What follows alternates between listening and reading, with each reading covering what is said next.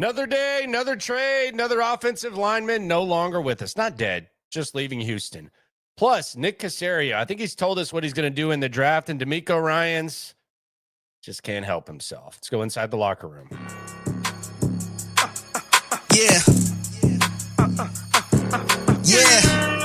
It's the locker room on YouTube. You know what it is. Let's get it. Hey, locker room. Yeah, we in the locker room. Texas talk. Yeah, you know what we about to do.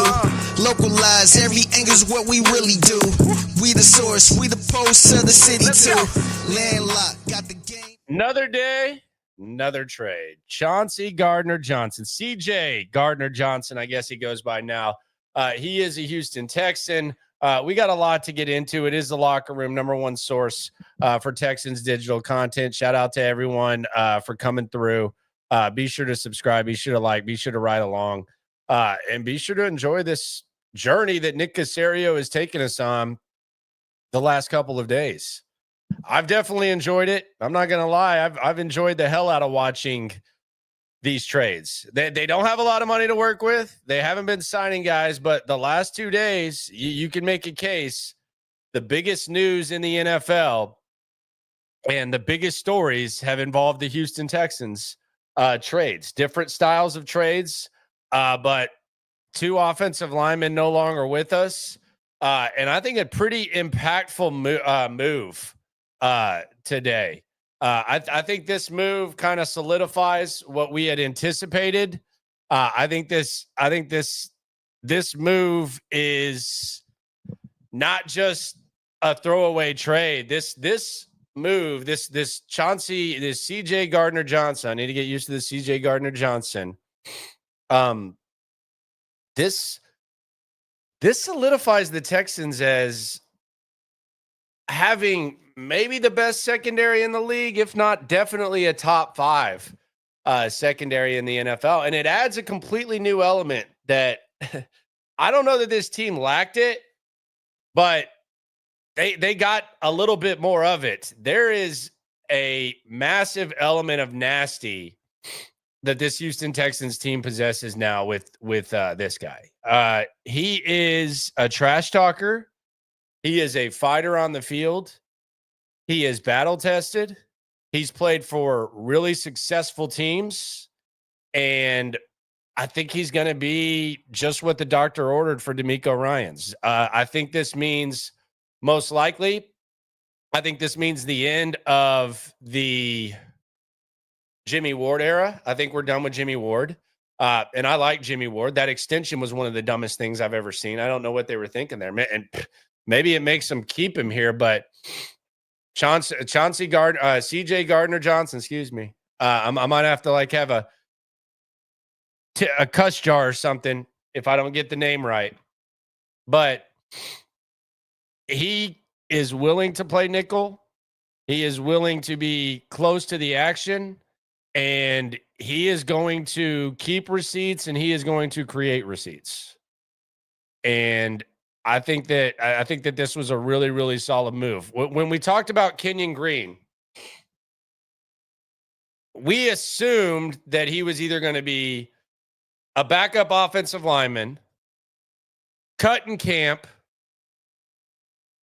or maybe you swap with a team that has someone that's the equivalent of Kenyon Green.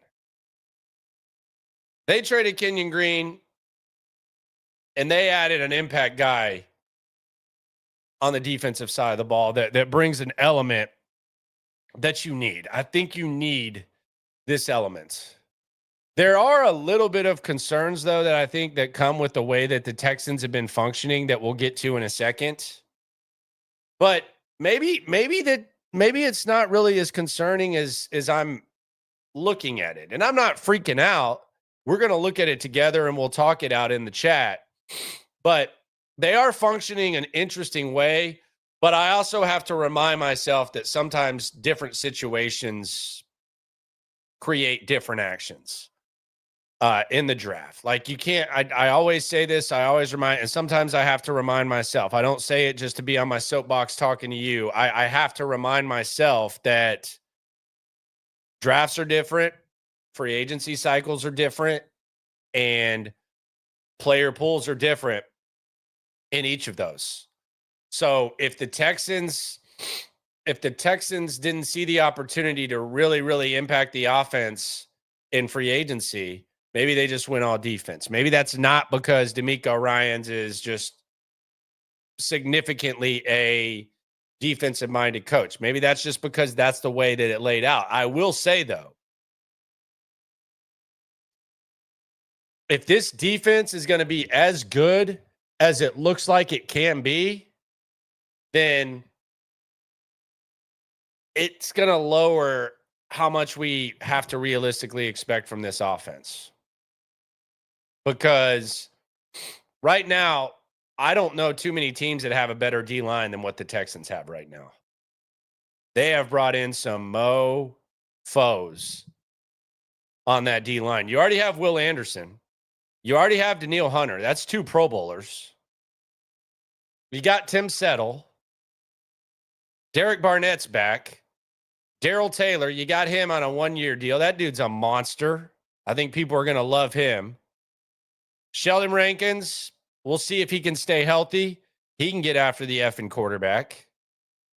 Mario Edwards Jr., we saw what he did last year. He was a factor. They got defensive linemen for days. And if you just lined up the Texans defensive line room against other defensive line rooms, it's not going to stack up awesomely. But they get to play next to Will Anderson and Daniil Hunter. So that kind of factors in a little bit. That factors in just a little bit. So the defense is really, really, really, really, really, really, really, really good. And we were kind of seeing that last year. The defense is really, really, really, really good. And it might have gotten better. And it's going to be really interesting to see how in the world they attack this offense. And I think the one thing that we have learned, just based on this, the offense is going to be the focus in the draft. They're going to focus on offense.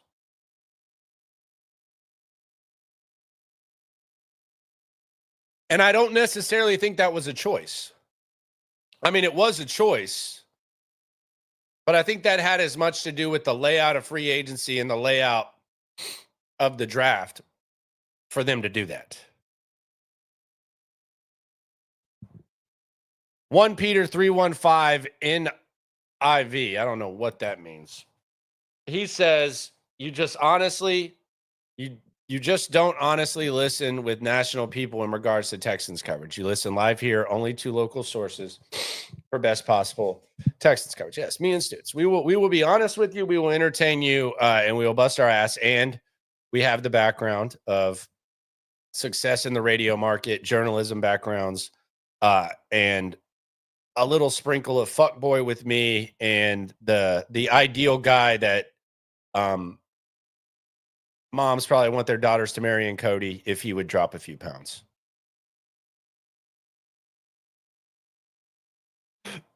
I'm just kidding. Kinda. Oh my goodness. The whole LT freak out is ridiculous. I guess that was the basis of that thing. Yeah, the Laramie Tunsil freak out, I get it. He's a good left tackle. But they were going to have to get rid of him eventually. And the way he was operating here, it wasn't a winning way in which he operated. And I take pride. You mentioned myself and Stoots, the king of the offseason. I take pride in the fact that both of us told y'all this about Laramie Tunsil before he was traded. This is not an after the fact type of thing. We've said this from the jump.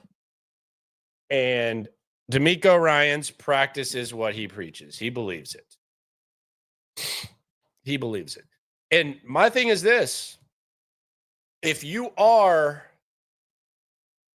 going to, and I saw DJ Bieneme put up the GIF, and let's just be honest, DJ loves Laramie Tunsil. Like it's kind of clear he likes him. I remember when Laremy got his ass kicked by Josh Heinzel, and DJ said something like he held his own, and it was the worst game of his career. And DJ's my boy, so I can go back and forth with DJ.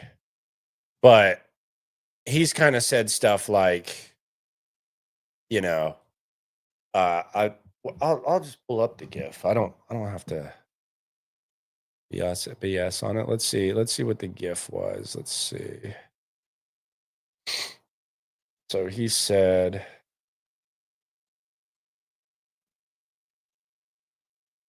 the culture stuff. It was about culture, which I understand. I do think there's an element of culture that's overrated.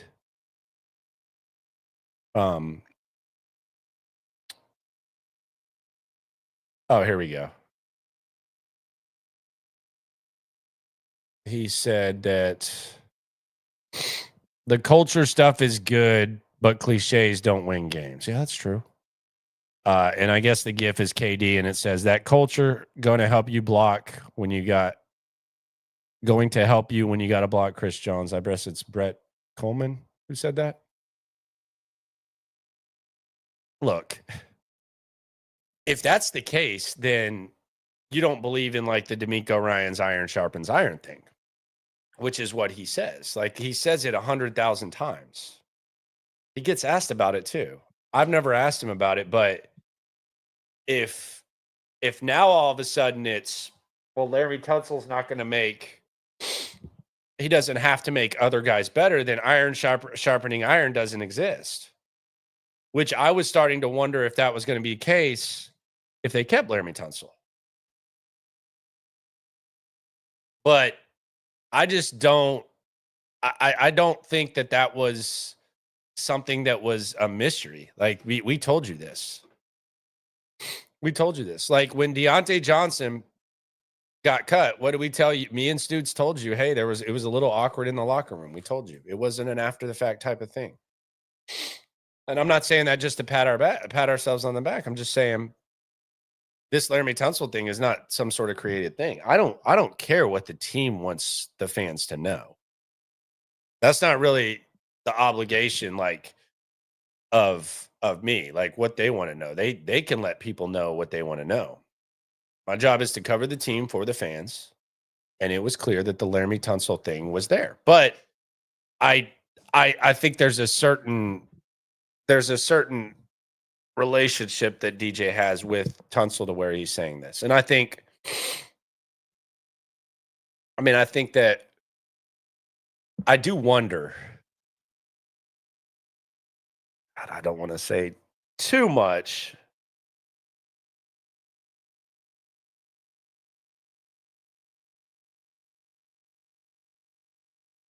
but I kind of already did.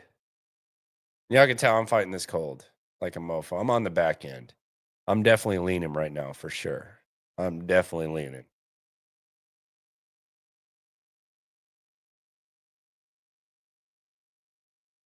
But I do wonder, as someone who observes and consumes Texans information, I do wonder how, because I know the Texans, they do a pretty good job of following what's said and what's written. But I got the Kleenex with the Vicks. Yeah, it's there. No doubt. Good advice. High grade Coke. Man, that ain't me. But I do wonder, that article that came out that DJ put out where it was basically just saying, I mean, you probably just could have put this on loop. Damn it, Bobby. Damn it, Bobby. Damn it, Bobby. Damn it, Bobby. Where like the basis of it was people were saying that Bobby Slowik sucked. And then at the end, there was this sentence, and I broke this down on the channel, but then there was this, and it's like the offensive line will be better with a good offensive line coach or something. I wonder what the team thought of that. I wonder what the team thought of that article, because I thought that was interesting, and I kind of think you can read between the lines and know that clearly that was offensive linemen talking, and clearly those offensive linemen, there was like they seemed to lack accountability to me. I don't know about y'all, but if you go back and read that, they said they didn't know where to be. They said they didn't know where to go. It sounded a lot like after the Minnesota game, didn't it? Didn't it sound a lot like the Minnesota game? Who were the guys who were talking and saying that? I can't quite remember. But I wonder what the team thought of that. Like, do you think D'Amico Ryans liked that his boy, his friend, and a really, like, a nice guy who was he wasn't capable of being an offensive coordinator. We knew that. Damn it, Bobby. I mean, it was clear he wasn't like built to be like a alpha male leader. But how do you think they felt about that? How do you think they felt about like reading that Bobby Slowik was just getting shit on when he was already gone? And it was basically like the foundation was that the O-line was a victim of Bobby Slowik. I just don't. I know enough to be. I know enough to be extremely dangerous with how they think over there. I know enough to be extremely dangerous with how they think over there. I mean, I've said some stuff on the radio, and they don't tell me what to say. I mean, you can tell by that, but I know what they do and don't like. I've been cussed at by Bill O'Brien. I've pissed off D'Amico, I'm sure. But the one thing that D'Amico does kind of stand for, and this is what's really crazy about that article. When we go back and look at that article, this is what's really crazy about this. And let's just pull this up. Now, we don't even have to pull it up. We've talked about it. But you know what's really crazy about this? Like, let's put ourselves in D'Amico's shoes. Hold on, let me get swole. I'm D'Amico.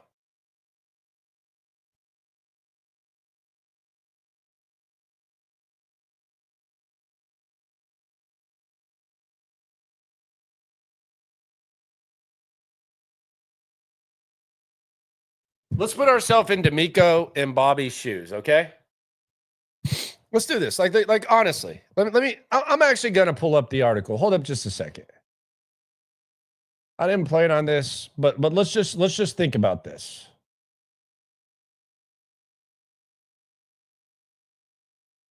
DJ Beauty Slowik. Let's see, where's the article? All right, here we go. So I'll share this tab. And we'll go right here. We'll just read some of the quotes from this. Because I think this is important. And we're about to solve mysteries. That's what we do here. We solve mysteries here in the locker room. Whether I have the sniffles or not. Swarm in the soup with AG. Super chat. You ain't never hate. Swarm. When Mixon said players were worried about stats, could he have been talking about LT, false starts, and illegal formations protect his pass grade?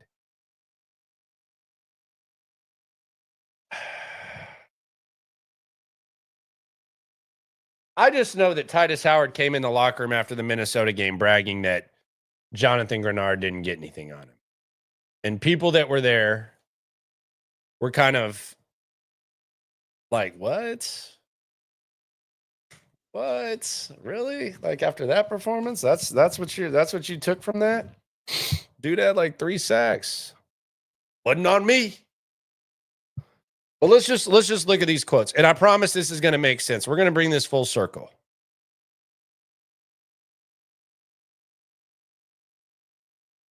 So the Texans get a new offensive line coach. CJ, I don't know who Mixon was talking about. Could have been talking about Cam Akers. I don't think so, though. But so they get a new O-line coach. Bobby Slowik's gone. Damn it, Bobby. But his drop lives on. And then we go to some quotes from D'Amico. And then here's the quotes from players. As struggles mounted, some players lost faith in Slowik, a team source said. Before Ryans fired Slowik, Ryans asked players for their opinions and didn't get many ringing endorsements, multiple team sources confirmed. I don't think we had a true identity of what the bleep we were doing, one player told ESPN. 12th offense, blah, blah, blah. D'Amico quote. The lack of communication within those blocking plans versus stunts led to free rushers, which is why Stroud faced 52 unblocked pressures, which was second. First of all, I don't believe that all that was Bobby Slowik and Chris Strausser's fault. I really don't. I don't. I have a hard time believing that because that wasn't the case before. The year before. Making adjustments was an issue on offense. Here's another source. When teams would take away what we wanted to do, we didn't have answers for it. Okay. One team source said Slowik overcomplicated reads, which didn't allow Stroud to play fast.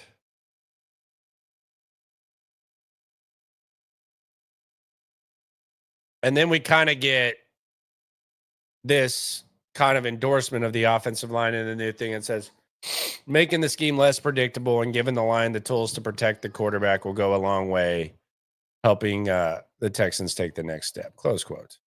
So that's what we got from that.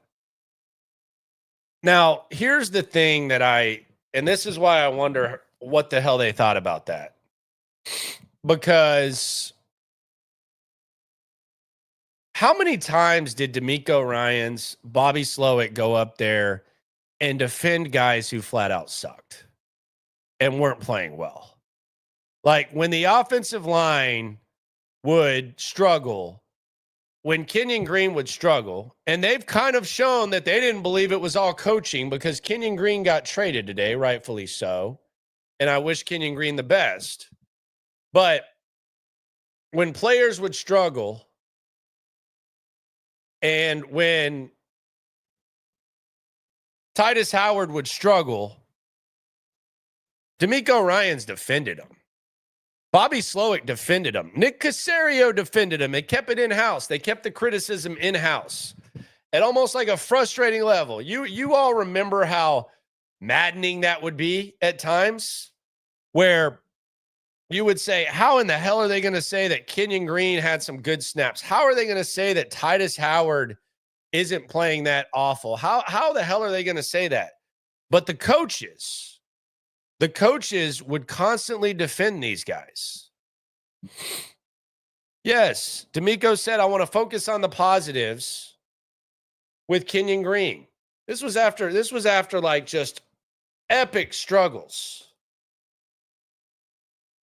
Epic struggles. We had that. And then at the end of the season, when Bobby Slowik's gone, you're going to return the favor by anonymously throwing out allegations that Bobby Slowik was an idiot. Not saying he wasn't, but you know what else was true? Kenyon Green and Titus Howard sucked. Laramie Tunsil was not sharpening iron. Laramie Tunsil was getting penalty after penalty after penalty.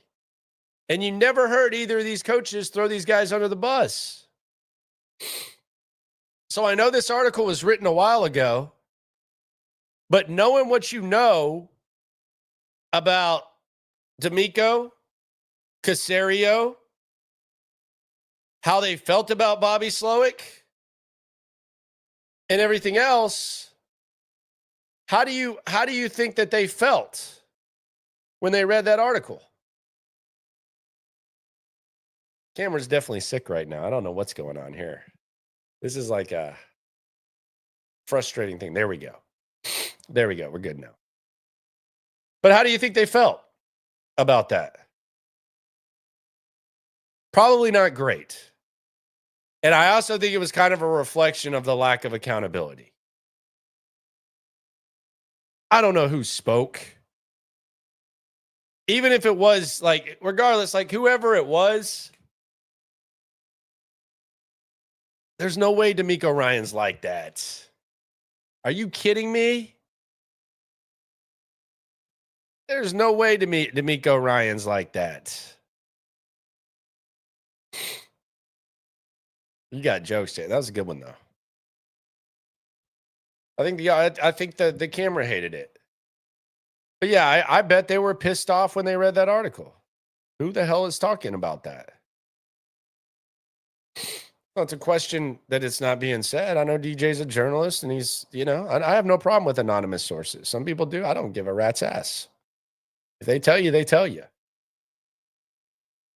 I know from all points of view, I know they did not love that. I can assure you of that. They did not love that. Did they read it and say, we're going to trade him? No, I think they wanted to do it anyway. Someone told me that they wanted to trade him last year.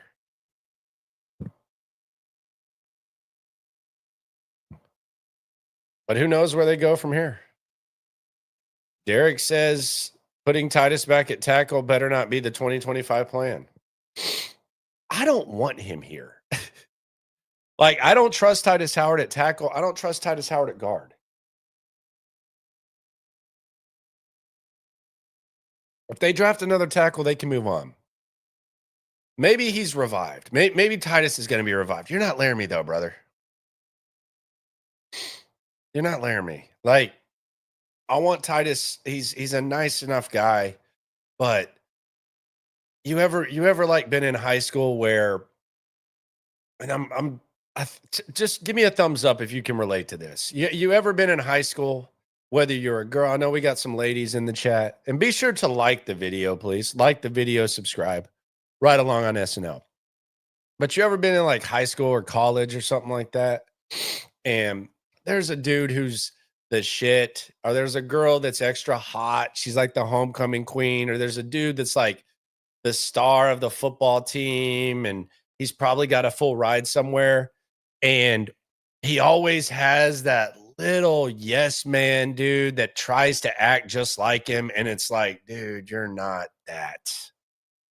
Or there's the chubby girl that follows along, the hot homecoming queen that tries to act the same way with the mean girl shit and stuff, and it's like, you ain't her.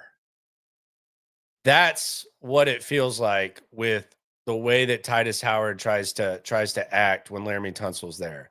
And that's why the culture matters. Like, this is not like the offensive line is not just a I handle my business type of thing. It doesn't work that way. That's not what the offensive line is. My PFF grade was this, but we allowed 6 sacks. I don't even know how that happens. I don't know how they grade it. But that's not what the offensive line is. That's not what any coach, anything says that it is. That's not what they say it's supposed to be.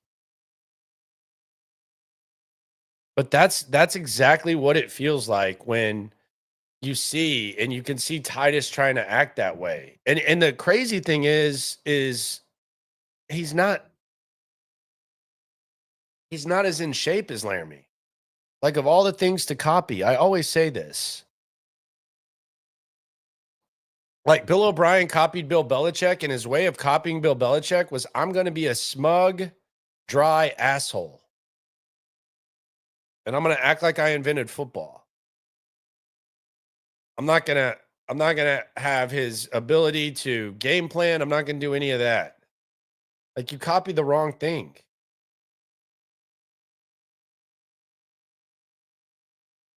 So that's just what they need from Titus. Like, maybe there's some sort of awakening. It's just not. It wasn't going to happen with Tunsil, and I quite frankly wouldn't bet on it happen now.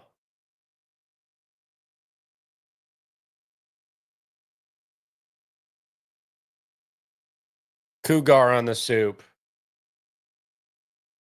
He says CJ Gardner-Johnson is a dog best secondary on paper now. It's top 5 for sure. Top 3 maybe. And the players are going to get better. That's what's even real. That's what's even better about it. Got to create your own gangster. That's a hell of a quote right there.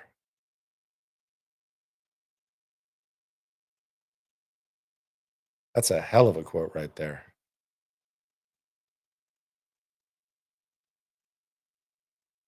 And now I guess that, like, that pivot quote from CJ where he said Laramie Tunsil ain't going to do anything extra in practice. I saw that kind of making the way around Texans Twitter today, which is weird. Like, I mean, we've been telling you that for a while. It's weird to share if you were meat riding him before, though. Like, if you were down with him from the jump, then good for you. Stay, you don't have to hop off now. I have no problem with that. I can respect that, whether agree or disagree.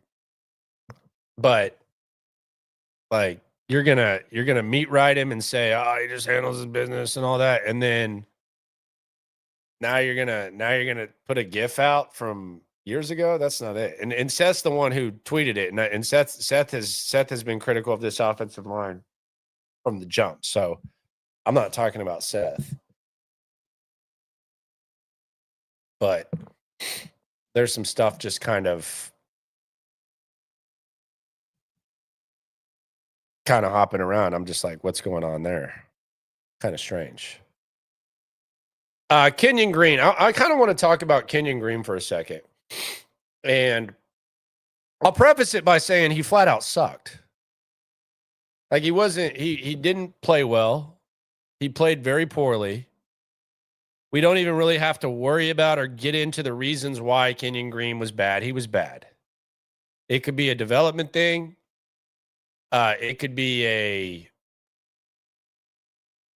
strength thing. It could be a mental thing. It could be the fact that he got injured. It could be that the game wasn't closer or wasn't as slow as it was at A&M, but he sucked. He wasn't good. He was really bad. He was one of the worst guards that we've witnessed, and we've witnessed some pretty bad guards. And the fact that he was a first-round pick kind of elevated the struggles. He was bad. But he was a professional, and you could see him grow into being a professional. Early on, he almost looked like a kid. He almost looked like a 15-year-old. And you could kind of see him develop. Seemed like he started taking care of his body a lot better and better. But he was always accountable. And I think he gave it everything he had. It just did not produce good football. It produced really bad football. Now, does that mean that he's just a complete lost cause and he's not going to be able to be a good football player? I don't think it was going to happen here. I think eventually when you walk in the same doors, maybe you see ghosts. Maybe there's just something that needs to happen. Maybe you need to go away from home. Kenyon Green's been in this area his whole life. He went to Texas A&M. He's been in this area his whole life. So maybe he just needs a change of scenery. We saw it with Mekhi Becton with the Eagles. But I think he's an easy guy to root for. And hell, he got you Chauncey CJ Gardner-Johnson. So Kenyon Green, very accountable, very professional. Maybe change of scenery helps. Maybe it doesn't. But you can acknowledge that he sucked. We don't even have to dissect the reason why. It could be multiple reasons. But I can also admire the fact that he handled himself like a professional, and you could literally see the young man grow from being 20 or whatever to 23 years old.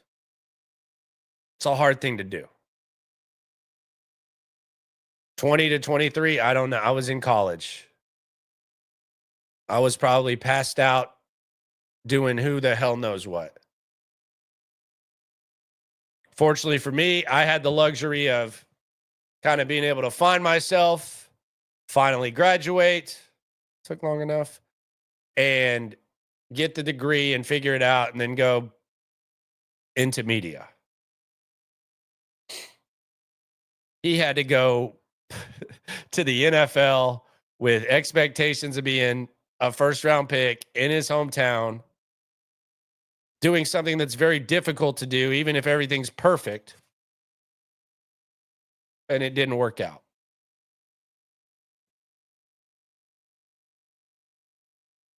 But I'm rooting for the guy. I really am.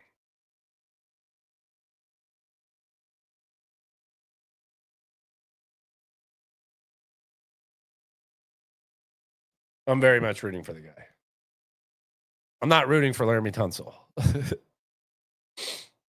He's going into a good situation. I'm not rooting for Laramie Tunsil. I'm sorry. I'm good on that. I'm not rooting for him to get hurt or anything like that, but I'm not rooting for Laramie Tunsil to succeed. Sorry. Just being honest.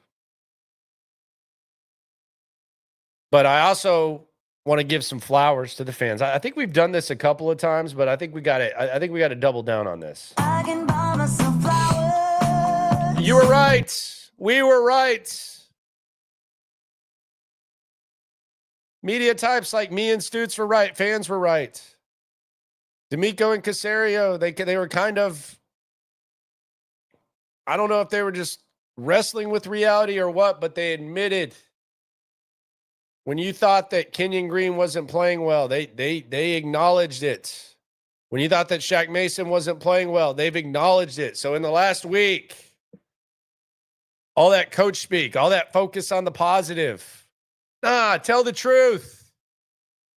They don't have to. Y'all can lie, but just remember, fans, people who were saying Shaq Mason and Kenyon Green were playing bad, y'all were right. You don't need to be mansplained. You don't need to be meat-headed.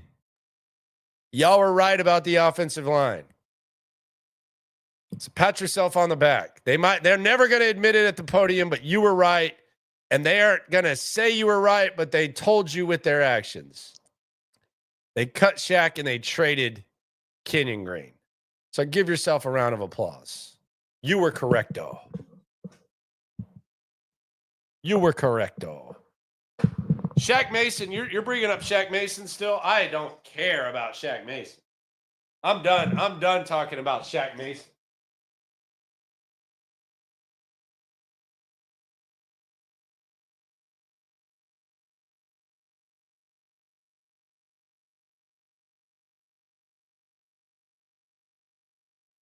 Forget Shaq Mason. I don't care if I ever see Shaq Mason again.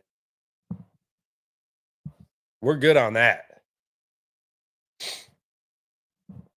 We are good on that. On the chat, Robert said, I'm sick of the Basha guy because he is a white wide receiver. Jeez. Race car! I don't think it's that serious, dude. I don't think it's that serious. I don't think it's a bash. I think it's funny. White guys are usually slower. It's not. They're usually slower. It's not as common to see white wide receivers. It's not that serious, Robert. It's all fun. Hell, I see some black punters now, and I'm like, what the hell?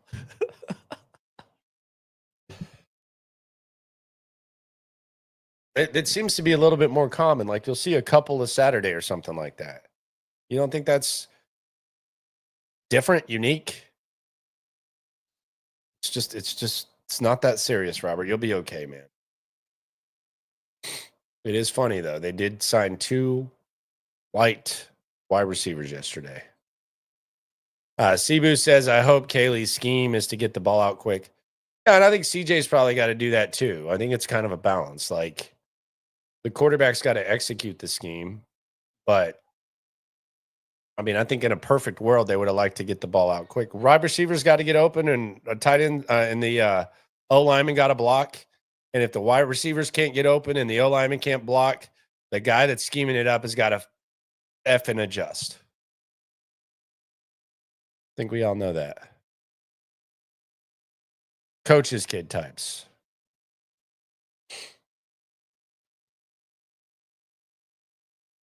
RK says, not true, Landry. I have my crown sharpened and coloring paper. Not that slow. I don't know what that means. What that means. Barrios is a poor man's Edelman. Like, how poor? Like, homeless, offering to SDs for crack or what? Like, how? What do you mean a poor man's Edelman? I actually like Watson for some reason. For some reason, I'm intrigued by this Watson fella. But yeah, I would say he's like a homeless, under the bridge Edelman. I don't think he's a poor man's. He's a rich man's John Mechie, though. He's better than John Mechie. But I do think that Barrios helps you in special teams, so you have that.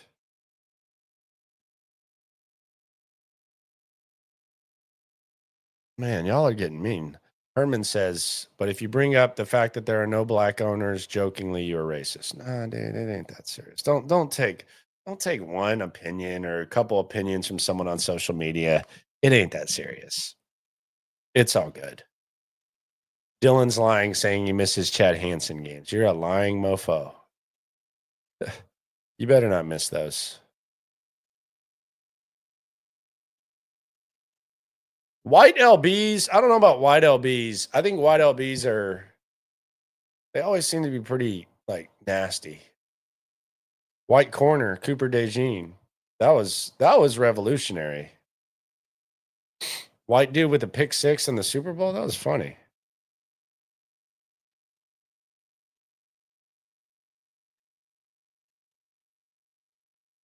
Lassiter had the best 3 cone. Yeah, Lassiter was interesting.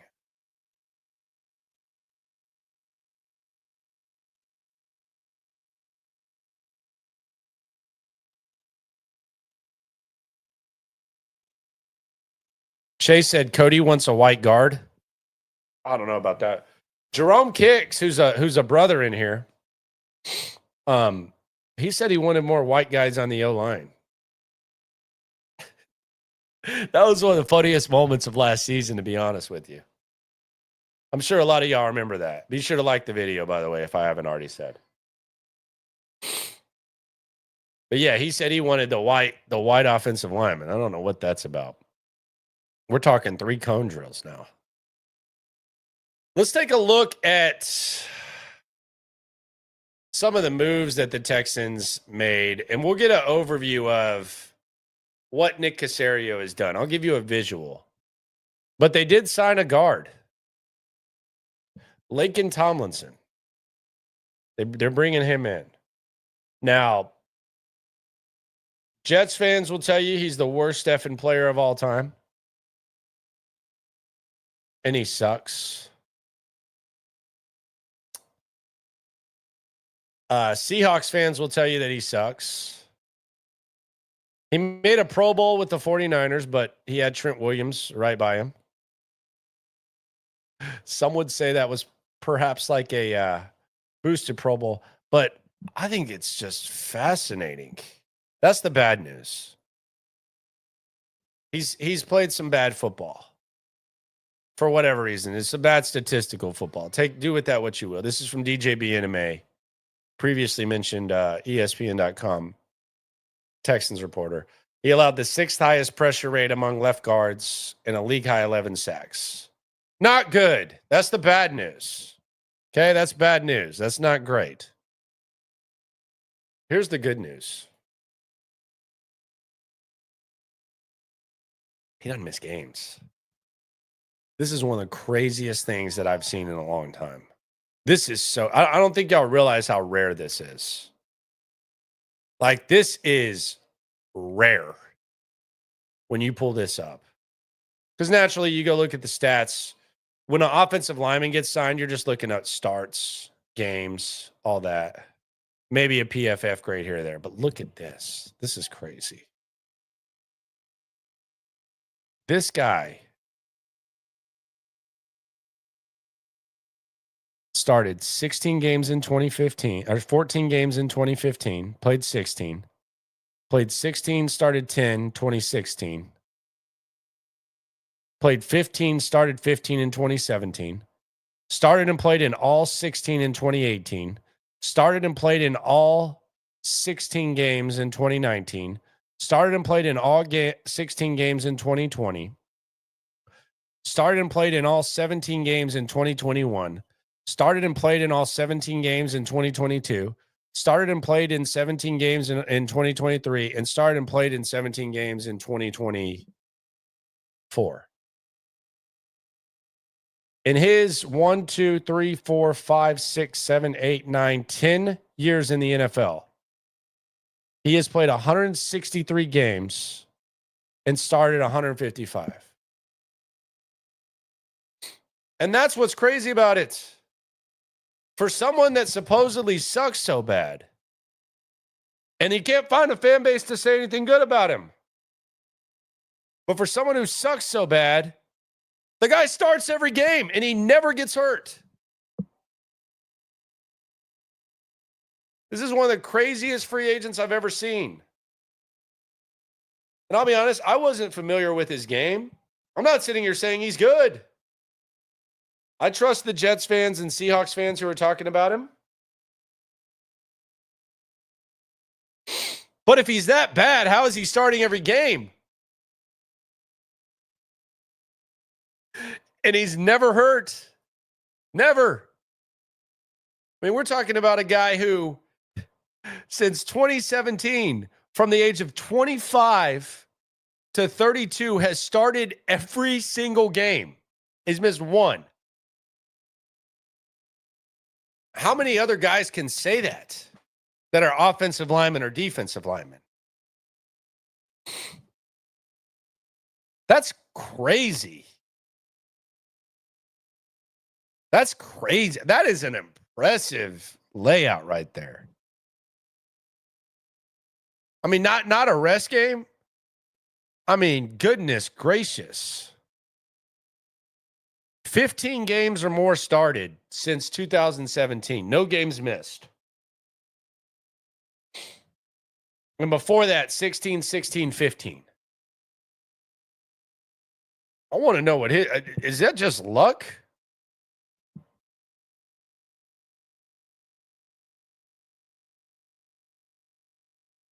Is that just luck?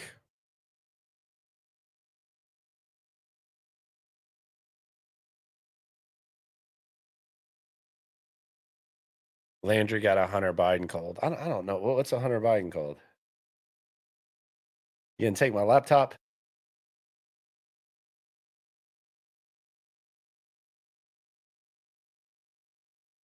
H-Town Red says basically Houston wasting money picking that guy up. Then Landry, what do you mean? What do you mean by that? I'm not questioning. I mean, what is that? What did I say that made you feel that way? Because he plays every game. I don't get it.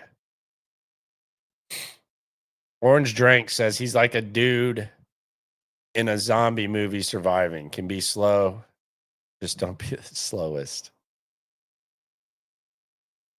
There wasn't a season with the Jets where they rested starters week 18. There was not. Or San Fran. Like even San Fran. He's a starter at San Fran. He's still playing.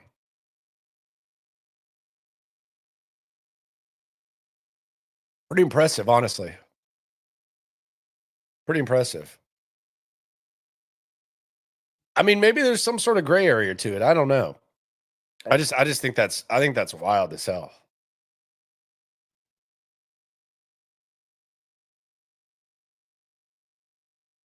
Landry got that high grade Columbia powder. Man, I got the cold and the kind of lean. But the thing about it is, I think I got it from my daughter, and now my daughter's running around. She's like in the bathtub. I don't know what it is. That's fascinating to me. I don't know if y'all are as fascinated by it as me, but I'm extremely fascinated by that data. Like very, very impressed. Very, very impressed with what he's got going. Let's pull up this free agent. This free agent vibe that they got going. The Texans. The list of guys that they've signed. Trying to check something out real quick. Y'all keep the jokes coming on the chat. Jerome says, I've had this cold since New Year's. I don't think that's right. I think I had a different cold. This one's been the last 2 days.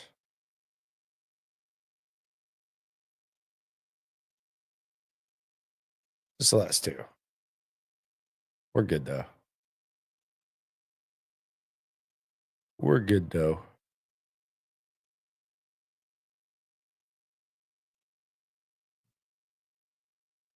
Let's get that. Let's pull this up. All right, they're free agents. Let's pull up the free agents. Here we go.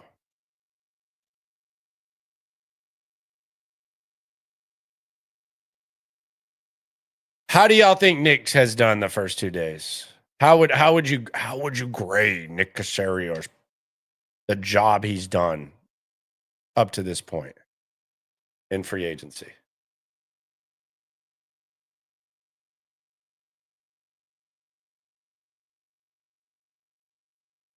So let's look at this. We have 1, 2, 3, 4, 5 offense, and then 1, 2, 3, 4, 5, 6, 7, 8, 9 defense special teams. What does that tell you? Got some grades going on. We got A's, B's. Rock WP would give him an A no matter what, though. Let's be honest. He could sign 15 guards like Laken Tomlinson. He would give him an A. Let's be serious. Gio says A. Hunter Newman says D. Plus Walker says B plus. We got an A minus. We got a Z. Damn, Herman. Like that. B or B plus. B. Little C. C plus. A just because of CJ Gardner-Johnson. Triple A. Car serviced. B plus. Demeek no facts. B plus, A plus plus plus. B. Don't know about those special teams. Man, they love special teams, don't they? Good God. Sheesh. Yeah, Frank Ross was like, it's funny. Frank Ross was the number one, like they had the number one DVOA special teams for like 2 years straight. And then he has his worst year, and all of a sudden they're like, hey, we got to invest in the special teams. Got a B, A minus, A, B plus, C plus. I'd say we're probably in the B range right now. Is that where we're at with our average? Cap curve, B plus. Okay. So we're about in the B. Let's just go through each move, and let's discuss like the dream role for these guys. And we'll be realistic with it. The dream roll. I'm gonna try to switch mics. I'm gonna go with the stick mic. Hold on just a sec. Stand by.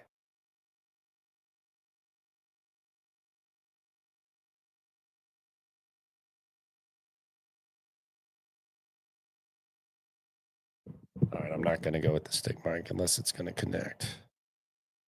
See if we can connect this thing.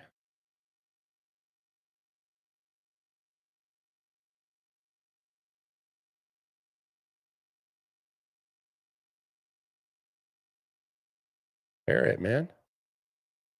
You good?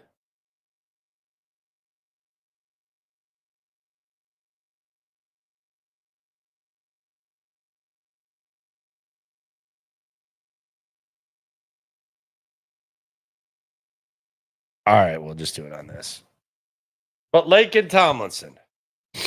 What's the dream scenario for Laken Tomlinson? Could Laken Tomlinson be Herman on the soup? He's saying Z denotes clinch playoffs. Okay. Oh, okay. So you're getting real creative, man. So you're going to clinch the playoffs. Okay. I think we got the stick mic. Hold up.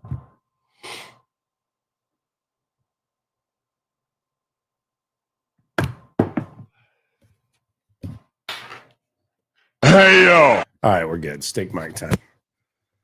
All right, so Laken Tomlinson,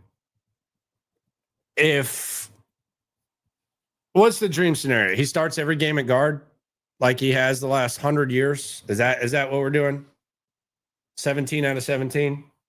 I think that's fair. Or you upgrade.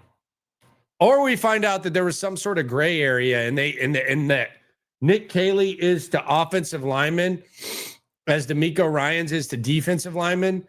And this guy's actually okay. I'm not going to say great, but he's okay and he continues to play. And there was like some sort of gray area to blocking for Zach Wilson. So available left guard for Laken Tomlinson.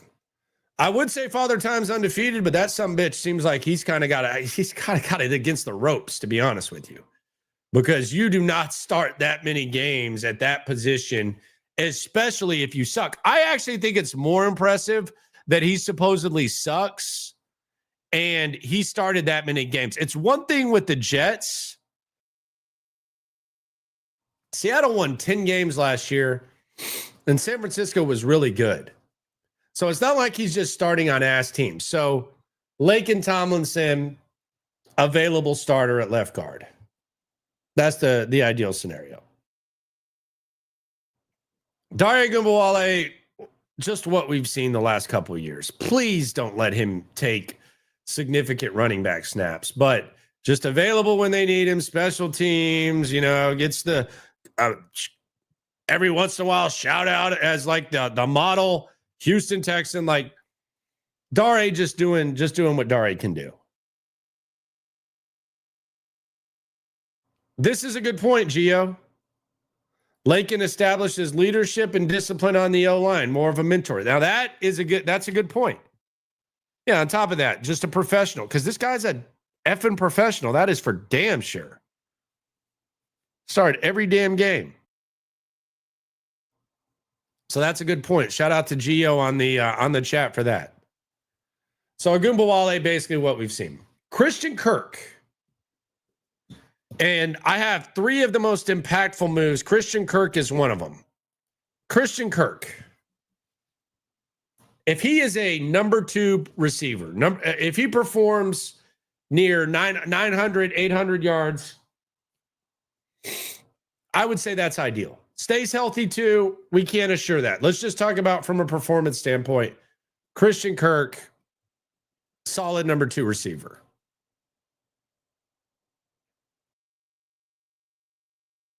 I think that would be good.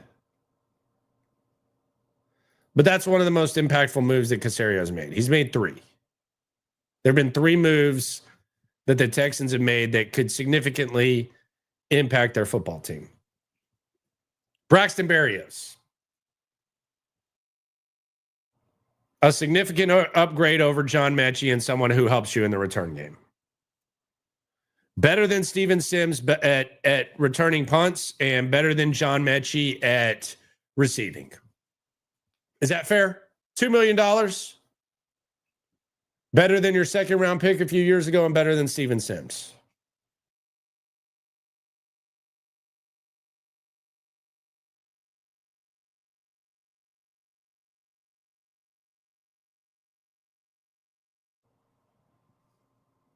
Justin Watson, I don't know.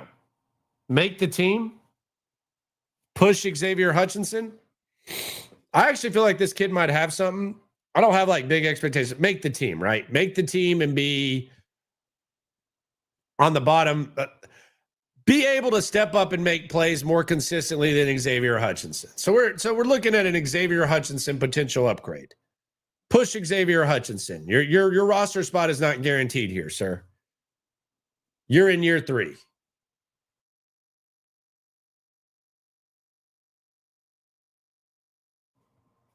Derek Barnett, same old, same old. Just keep doing what you've been doing, my friend. Keep doing what you're doing, my friend. Darrell Taylor, this is an impressive one. I'm going to keep throwing out the Nestographic stat. I'm going to keep crediting him because he's the one that brought it up. The dude had a better win rate than Travon Walker last year. Who knows where he is on the depth chart? I'm gonna put some high expectations for Darrell Taylor. 1 year, 5.25.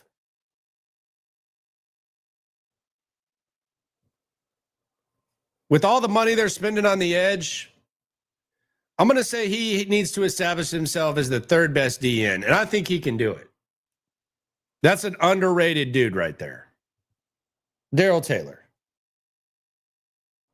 Sheldon Rankins, if Sheldon Rankins does what anywhere close to what he did 2 years ago, that's a steal. It's about $5 million less. That's a steal. So that's the dream scenario for Sheldon Rankins. Y'all can see I'm being very realistic here with these guys. Mario Edwards Jr., we're kind of at a breaking point with Mario. Like, is he really going to do what he did last year? It kind of seemed like he was turning back the clock a little bit.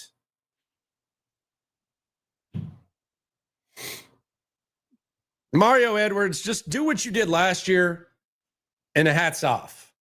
I'm a little bit hesitant to buy 2 years. The Mario Edwards being back kind of surprised me a little bit. I liked him. I didn't know that I liked him for 2 and 9.5, and I'm sure the second year is an easy out because I don't think he was going to get like some sort of significant deal. But I'll be honest, I was a little bit surprised. The 2 years, 9.5.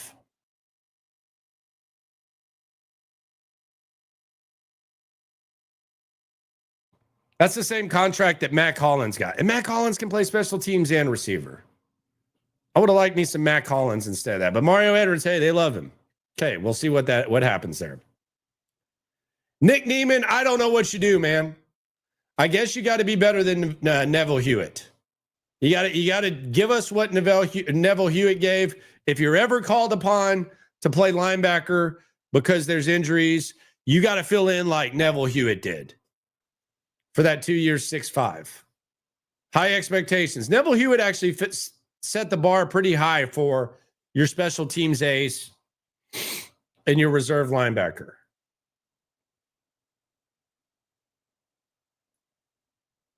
Caserio is kind of staring me down, isn't he?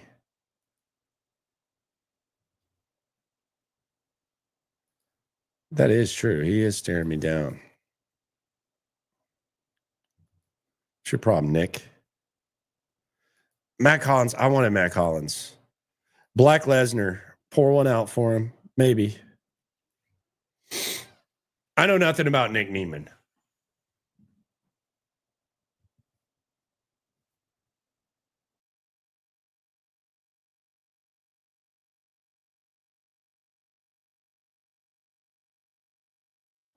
Bob Hansen, same thing, man. He's been solid.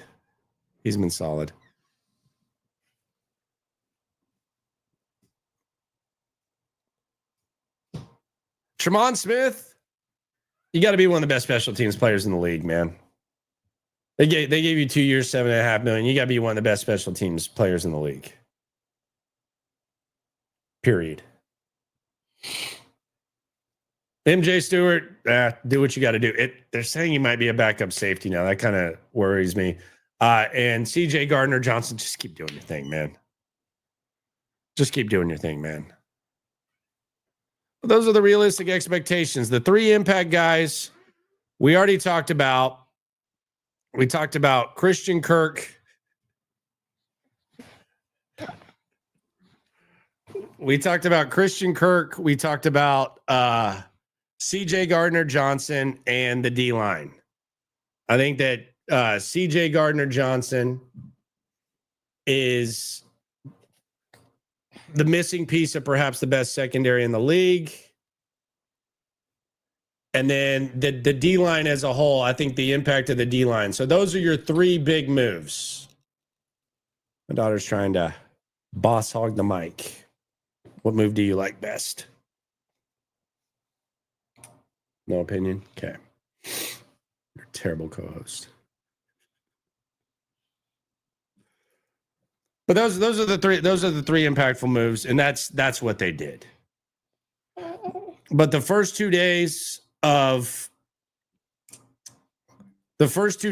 free agency, I think they can be summarized as the following.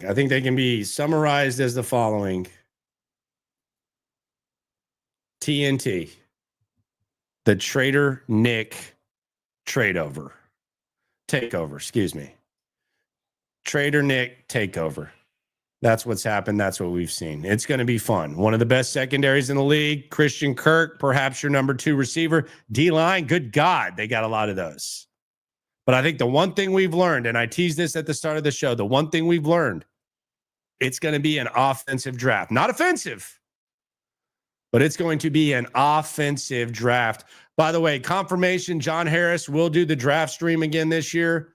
Couple hours with John Harris. We're going to do it in April. Might be an SNL thing, so stay tuned for that. Might be a locker room thing. Never know. Depends how he wants to get it going. So we'll get that going. Appreciate y'all for coming through. I think I'm going to have to go watch some puppies or something like that because the legs are kicking, and she's got a lot to say. Say something. Say chicks.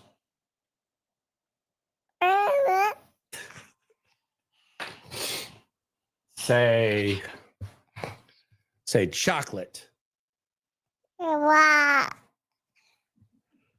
Okay. On that note.